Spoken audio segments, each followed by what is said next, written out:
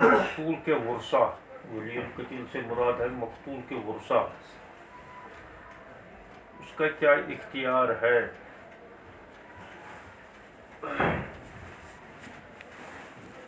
قصاص کے اندر اور عفو کے اندر، یعنی اس کو دو اختیار ہے۔ قتل ثابت ہو جائے، قتل عمد جس میں قصاص ہے، اس صورت کے اندر اس کو اختیار ہے کہ وہ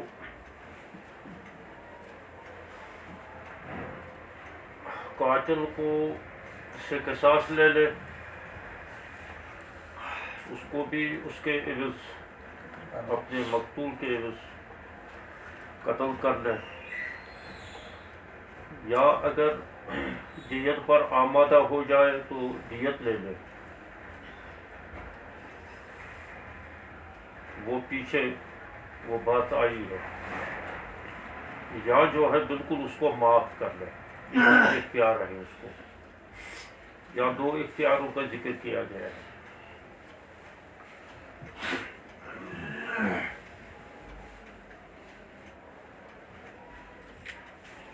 ایسا کیوں کیا گیا ہے کہ وہ میں نے پہلے بھی بتایا تھا کہ قصاص کہ وہ حد نہیں قرار دے دیا گیا، اس میں تخفیف کی گئی ہے۔ حد کے اندر عفو نہیں ہو سکتا ہے۔ حضور علیہ الصلوۃ والسلام سے سفارش کی گئی تھی فاطمہ بنت قیس کے بارے میں، اس نے چوری کی تھی، انہوں نے بڑی کوشش کی تھی کہ کسی طریقے سے حضور صلی اللہ علیہ وسلم سے سفارش کرا کے اس سے جو ہے قصاص کو، یہ قطعیت کو معاف کرایا جائے، اس کے بدلے کچھ مالی تعاون دے دے۔ لیکن حضور علیہ الصلوۃ والسلام اس وقت بہت غضبناک ہو گئے تھے اور یہ فرمایا تھا کہ اتستشفع فی فاطمہ بنت قیس واللہ لئن سرقت فاطمہ بن محمد لقطعت یدہ۔ تو لہذا حد کے اندر کوئی عفو درگزر نہیں ہے، حدود متعین ہے من اللہ، البتہ قصاص کو حد قرار نہیں دیا گیا ہے، بس یہ اختیار دیا گیا ہے، کیونکہ یہ اصل تو مقتول کو تو کچھ ملنے والا تو ہے ہی نہیں، مقتول کی جان چلے گی۔ تو دوسری بات ہے کہ ایک کی جگہ دوسرے کو قتل کرنا یہ بھی کوئی اچھی بات نہیں ہے، لیکن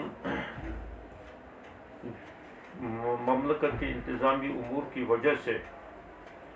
اور دنیا کے اندر اس سلسلے کو روکنے کے لیے قصاص کو رکھا گیا ہے، تاکہ لوگ اس کی جو ہے جرات نہ کر سکے۔ اور دوسری بات یہ ہے کہ ولی القتیل مقتول کے ورثہ ہو سکتا ہے، اگر ان کو شریعت یہ حکم دیتی کہ نہیں جی تم دیت ہی لے لو، قصاص نہ رکھا جاتا،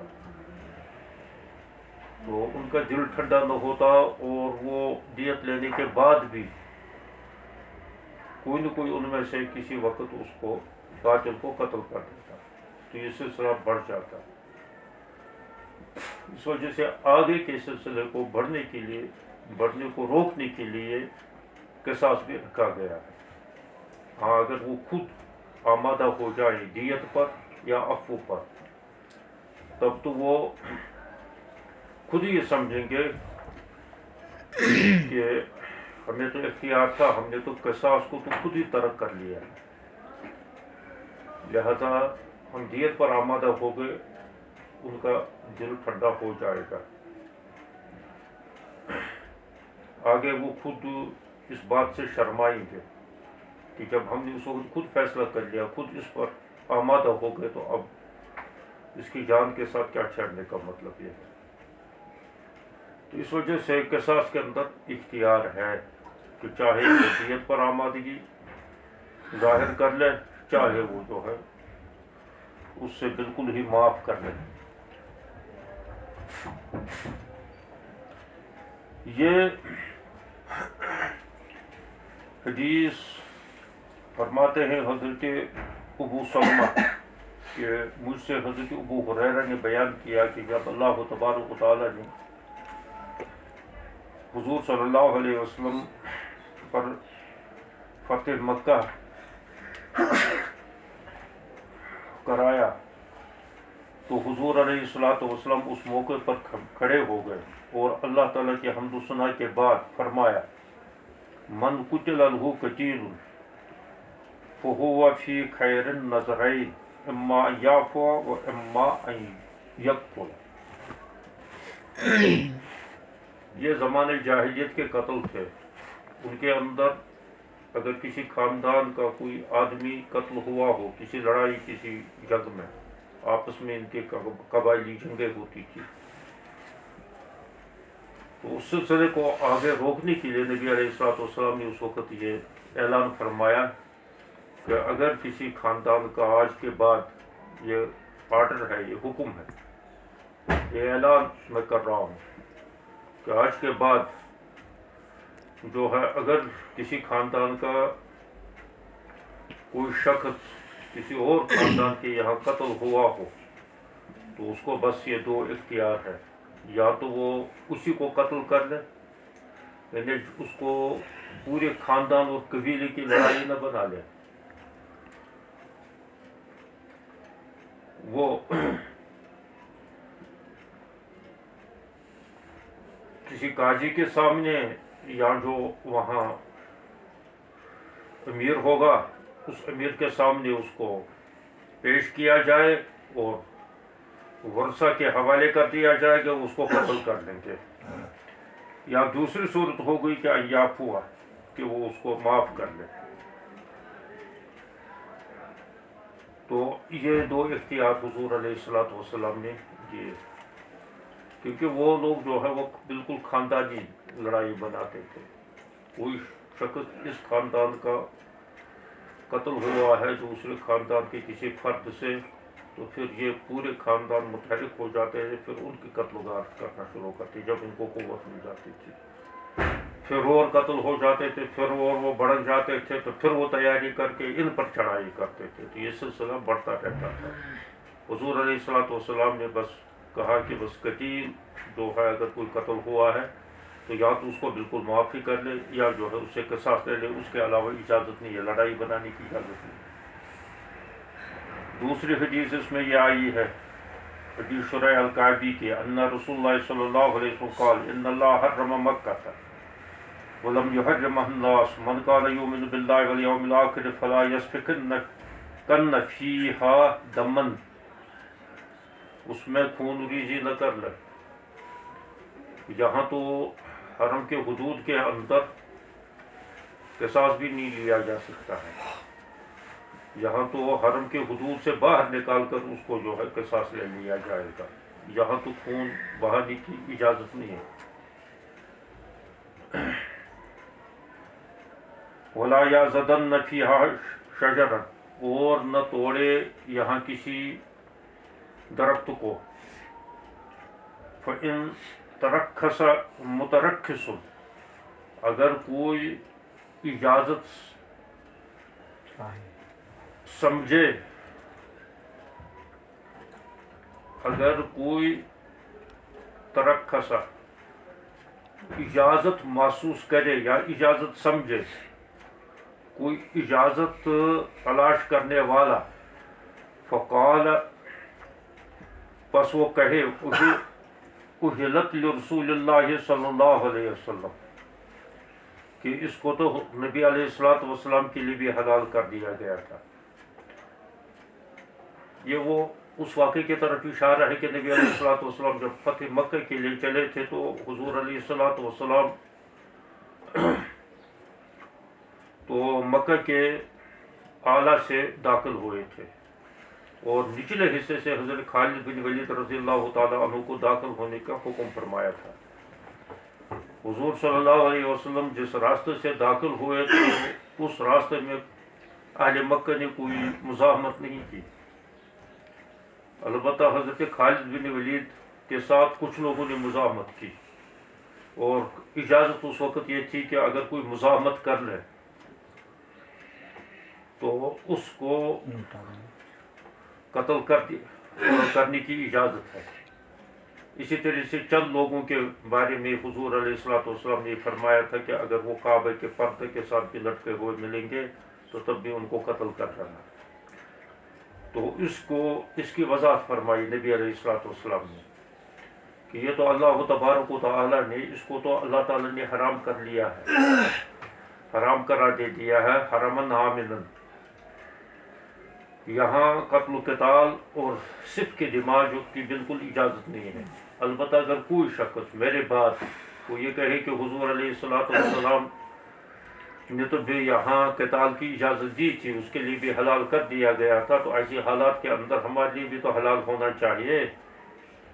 تو وہ یوں کہے کہ اللہ تعالیٰ نے میرے لیے ایک ساتھ ایک گھڑی کے لیے اس کو حلال کر دیا تھا، لیکن تمہیں بتاؤ تمہیں کس نے اس کو حلال کر دیا ہے، اور اگر میرے عمل سے تمہیں گمان ہوگا تو میں اعلان کر لیتا ہوں کہ اس کی حرمت اللہ تبارک و تعالیٰ نے قیامت کو پھر لوٹائی ہے۔ اب جو ہے اس کے بعد کوئی حرم کے حدود کے اندر کوئی قتل نہیں ہو سکتا ہے، یا خون ریزی نہیں ہو سکتی، کوئی جنگ و جدال نہیں ہو سکتا ہے۔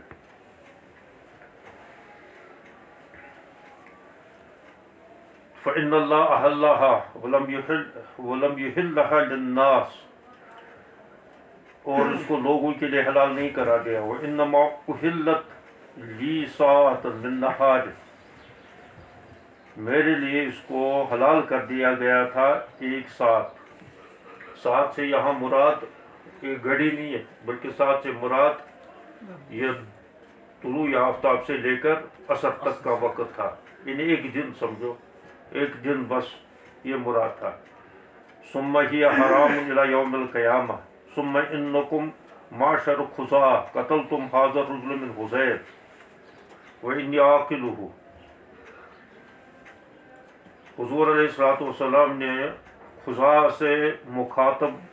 کر کے یہ فرمایا، تم لوگوں نے حذیل قبیلہ حذیل کا ایک شخص کو تم لوگوں نے قتل کیا ہے،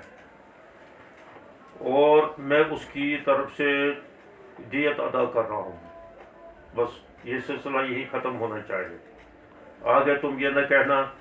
اسلام تو لائے ہم تو ٹھیک ہے، لیکن یہ جو پچھلے ہمارے معاملات ہیں، لڑائی جھگڑا ہے، تو ان سے تو بہرحال نمٹنا ہی پڑے گا، کیونکہ ہمارا قتل اہل حذیل نے کیا ہے، لہٰذا میں حذیل کی طرف سے اس کی دیت خود ادا کر رہا ہوں تاکہ یہ جھگڑا بھی ختم ہو جائے۔ فمن قتل له قتیل بعد اليوم فأهله بین خیرتین، اس جملے کی وجہ سے یہ پوری حدیث لائی گئی ہے جو اوپر آئی ہے۔ اما یقتلوا، یا اس کو قتل کرے، او یاخذ الاسلحہ، اور یا اس سے جو ہے دیت لے لے۔ اب یہاں یہ تیسری چیز بھی آ گئی ہے، وہاں تعفو بھی آ گیا اور یہاں جو ہے دیت کا تذکرہ بھی آ گیا ہے۔ تو یہ تین چیزوں کا اختیار ہوتا ہے تو ولی القتیل کو۔ پھر ایک حدیث اور ہے اس سلسلے میں، قال قتل الرجل فی عہد رسول اللہ صلی اللہ علیہ وسلم دفع القاتل الی ولیہ فقال القاتل یا رسول اللہ ما اردت قتلہ۔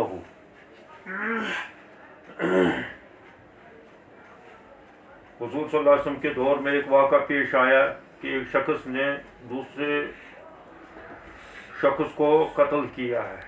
ان کے ورثہ نے اس کو جو ہے پکڑ کر لایا، اس قاتل کو حضور علیہ الصلوۃ والسلام کی خدمت میں۔ حضور علیہ الصلوۃ والسلام نے ان کو یہ اختیار دے دیا، کہا کہ جا کر لے لو یہ قصاص لے لو ان سے۔ تو اس شخص نے کہا، یعنی قاتل نے کہا، یا رسول اللہ صلی اللہ علیہ وسلم، اللہ کی قسم میں نے ارادتاً یہ قتل نہیں کیا، بس ہو گیا ہے، انہیں مارنے کا ارادہ تو مجھے نہیں تھا، جان سے بالکل مارنے کا ارادہ نہیں تھا، البتہ مارا تو میں نے ضرور، لیکن قتل کرنے کے ارادے سے نہیں مارا تھا، بس یہ ہو گیا۔ تو حضور علیہ الصلوۃ والسلام نے ان کی ورثہ سے فرمایا اما انہ ان کان صادق، بہرحال اگر یہ سچا ہو، یعنی اپنے قسم کھانے میں یا اپنی بات کہنے میں سچا ہو، فقتلتہ، اور تم اس کو قتل کرو گے، تو دخلت النار، تو تم جہنم میں داخل ہو جاؤ گے. کیونکہ اس صورت کے اندر کیونکہ اس نے کہا میں نے ارادتاً قتل نہیں کیا، تو کیا مراد، مطلب یہ تھا کہ یہ گویا کہ قتل خطا ہے اور زیادہ سے زیادہ اس میں دیت آ سکتی ہے، تو قتل نہیں کر سکتے ہیں. تو حضور صلی اللہ علیہ وسلم نے ان سے یہ فرمایا ہے کہ معاملہ الٹا ہوگا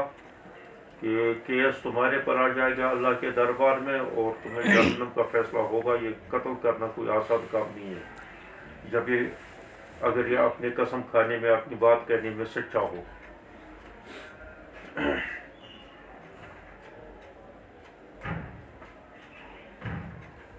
فَخَلَّاهُ الرَّجُلُ، اس شخص نے جس نے اس کو پکڑا تھا تو اس نے اس کو چھوڑ دیا. وَكَانَ مَكْتُوفًا بِنِسْعَةٍ، اور وہ بندھا ہوا تھا، پیچھے اس کے ہاتھ بندھے ہوئے تھے. مکتوف کہتے کتف پر بندھا ہوا، بندھے ہوئے اس کے ہاتھ تھے. بِنِسْعَةٍ، ایک تسمے سے یا اس رسی سے، تسمہ بھی اس کو کہتے ہیں، رسی بھی اس کو کہتے ہیں. کھال کی جو ٹکڑوں سے جو رسی بنائی جاتی ہے، کھال سے ایک قسم کی رسی بنائی جاتی ہے، 2-3 چھوٹے چھوٹے اس کے جو ہے لمبائی میں کاٹ لیتے ہیں، تو پھر اس کی ایک قسم کی رسی، مضبوط رسی ہوتی ہے، وہ مضبوط رسی اس کی بنا لیتے ہیں. اسی سے بندھا ہوا تھا، تو اس نے اس کو ایسی ہی چھوڑ دیا. خرج یجر نسته، اب جو ہی اس کو اس شخص نے چھوڑا ہے تو بس اس کو جو ہے خوشی سے کہ میں چھوٹ گیا تو وہ بھاگا. اور یہ تسمہ جو اس کو باندھ لیا گیا تھا پکڑنے کے لیے، تو وہ یجرہ، وہ اس کو گھسیٹ کر بھاگا. فقان یسمى ذا النساء، لوگوں کے اندر وہ ذا النساء ہی مشہور ہو گیا تھا. یہ وہ شخص ہے کیونکہ وہ کیفیت لوگوں کو اس وقت یاد آتی تھی کہ جب اس کو چھوڑا تھا تو کس طریقے سے اس وقت بھاگا تھا. مجھے خوشی سے بھاگا تھا کہ چلو میری جان چھوٹ گئی. چلو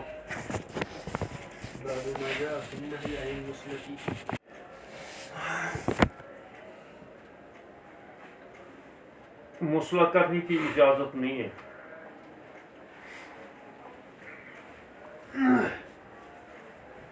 سب سے زیادہ جہاں قتل ہونے کا امکان ہوتا ہے وہ ہوتا ہے جہاد کے اندر. اور جہاد کے اندر بھی حضور علیہ الصلوۃ والسلام کی یہ تاکید ہوتی تھی کہ جب تم کسی کو قتل کرو گے تو بس قتل کر لینا، باقی اپنی دل کی بھڑاس نہیں نکالنا، اس کو غصہ نہیں نکالنا، یعنی لاشوں کے ساتھ بےحرمتی کا معاملہ نہیں کرنا. یا وہ گر گیا، وہ مرنے کے قریب اب اٹھ نہیں سکتا ہے، تو اس کے بعد بھی جو تم اس پر وار کر رہے ہو، یہ بھی جائز نہیں ہے. یہ مسئلہ ہے. اور یہ ایک بین الاقوامی قانون بھی ہے. آج بھی قانون، بین الاقوامی قانون یہی ہے جو آئینوں کے اندر، کتابوں کے اندر، قانونی کتابوں کے اندر لکھا ہوا ہوتا ہے کہ جہاں بھی کوئی لڑائی چل رہی ہو، وہ لڑائی کے اندر دو طرفہ فوجوں کی لڑائی چل رہی ہو یا دوسری کسی باغی گروہ کے ساتھ لڑائی چل رہی ہو، اس کو قتل کر سکتے ہیں لیکن اس کی لاش کی بے حرمتی نہیں کر سکتے. یہ اس کے ساتھ کوئی ایسا معاملہ، اس کے ناک کان جو ہے اور اسی طرح سے ہونٹ وغیرہ کاٹے، یہ بین الاقوامی قانون میں ممنوع ہے. حضور علیہ الصلوۃ والسلام کے زمانے میں تو لوگوں کے الگ الگ قانون تھے اور وہاں کوئی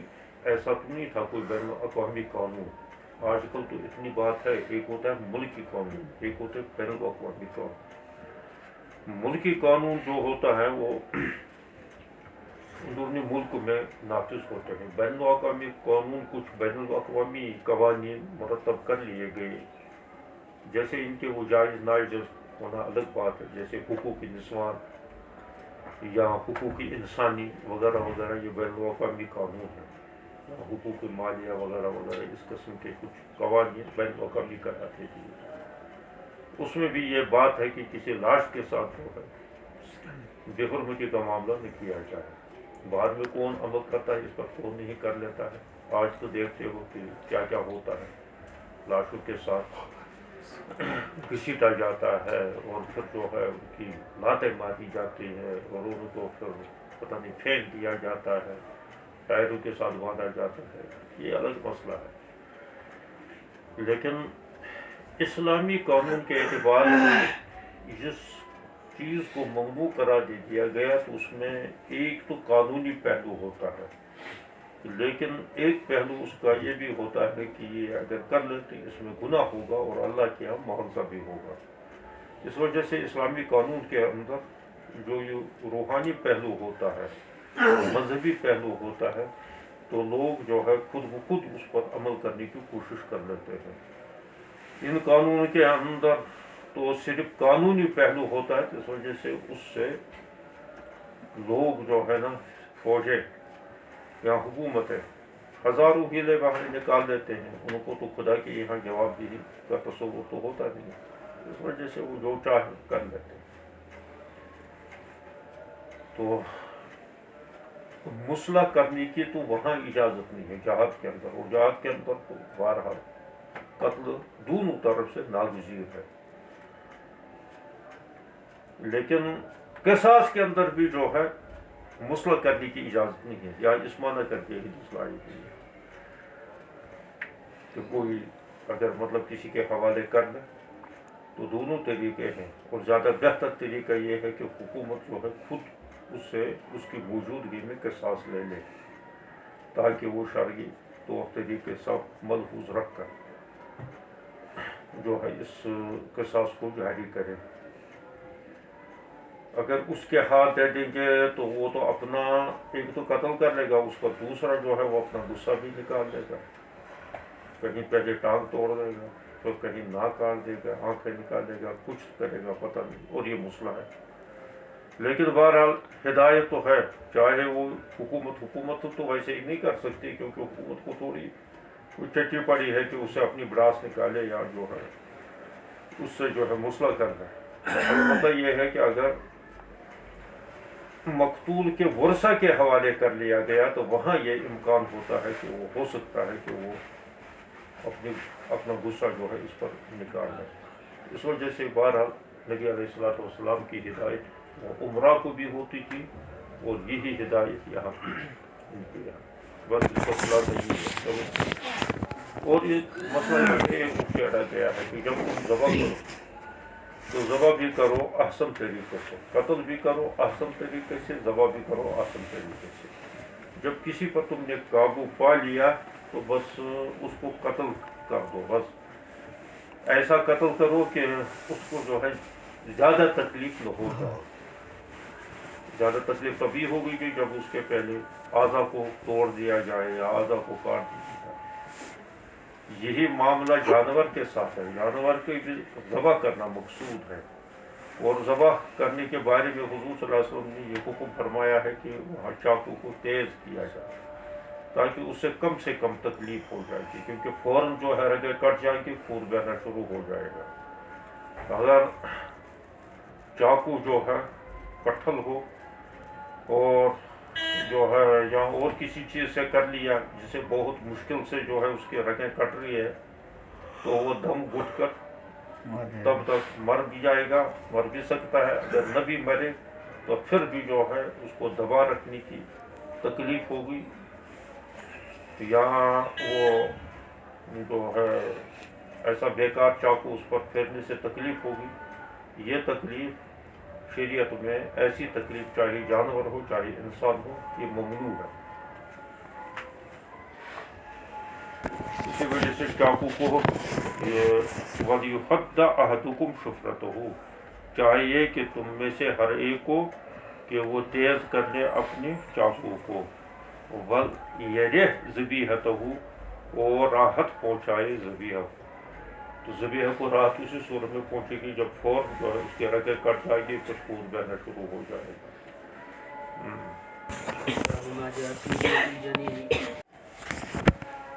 اگر جنین گر جائے، پیٹ کا بچہ، جب تک پیٹ میں بچہ ہوتا ہے تو یہ جنین ہی کہلاتا ہے، اور صحیح سالم اگر پیدا ہو جائے تو وہ